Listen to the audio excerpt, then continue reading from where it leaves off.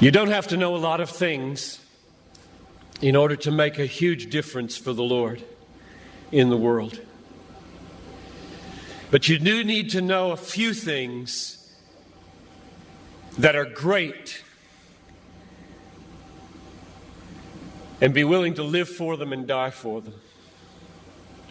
People that make a difference in the world are not people who have mastered a lot of things. They are people who have been mastered by a very few things that are very, very great. If you want your life to count, you don't have to have a high IQ and you don't have to have a high EQ. You don't have to be smart. You don't have to have good looks. You don't have to be from a good family or from a good school. You just have to know a few basic, simple, glorious, majestic, obvious, unchanging, eternal things, and be gripped by them and be willing to lay down your life for them, which is why anybody in this crowd can make a worldwide difference, because it isn't you. It's what you're gripped with. But one of the really sad things about this moment right now is that there are hundreds of you in this crowd who do not want your life to make a difference. All you want is to be liked. Maybe finish school, get a good job,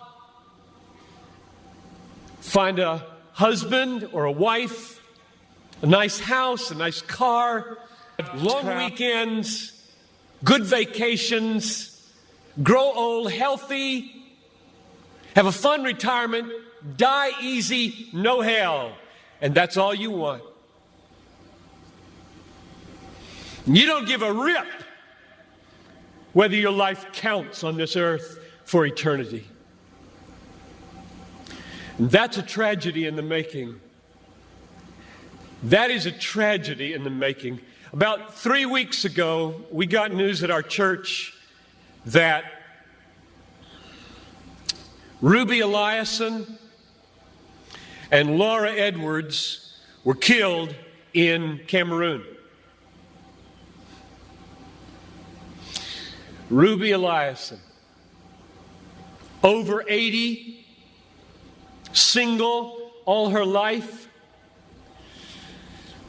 a nurse, poured her life out for one thing: to make Jesus Christ known among the sick and the poor in the hardest and most unreached places. Laura Edwards, a medical doctor in the Twin Cities, and then in retirement, partnering up with Ruby, also pushing 80, and going from village to village in Cameroon. And the brakes give way. Over a cliff they go, and they're dead instantly. And I asked my people, is this a tragedy?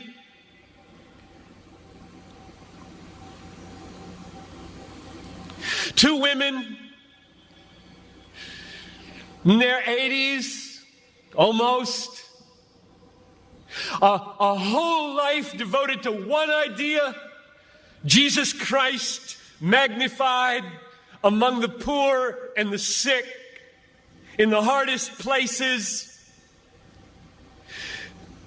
And 20 years after most of their American counterparts had begun to throw their lives away on trivialities in Florida and New Mexico, fly into eternity with a death in a moment. Is this a tragedy, I asked? It is not a tragedy. I'll read you what a tragedy is. I've got a little article here from Reader's Digest.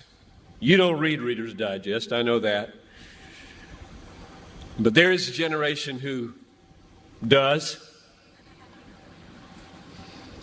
This is a tragedy.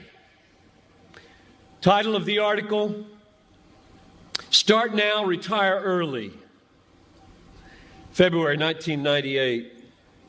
Bob and Penny took early retirement from their jobs in the Northeast 5 years ago when he was 59 and she was 51. Now they live in Punta Gorda, Florida, where they cruise on their 30-foot trawler, play softball, and collect shells. That's a tragedy. That's a tragedy. And there are people in this country that are spending billions of dollars to get you to buy it. And I get 40 minutes to plead with you, don't buy it. With all my heart, I plead with you, don't buy that dream. The American dream. A nice house, a nice car, a nice job, a nice family, a nice retirement, collecting shells. As the last chapter, before you stand before the Creator of the universe to give an account with what you did. Here it is, Lord, my shell collection. Look, Lord, my shell collection. And I've got a good swing. And look at my boat. God, look at my boat, God. Well, not for Ruby and not for Laura. Don't waste your life. Don't waste it.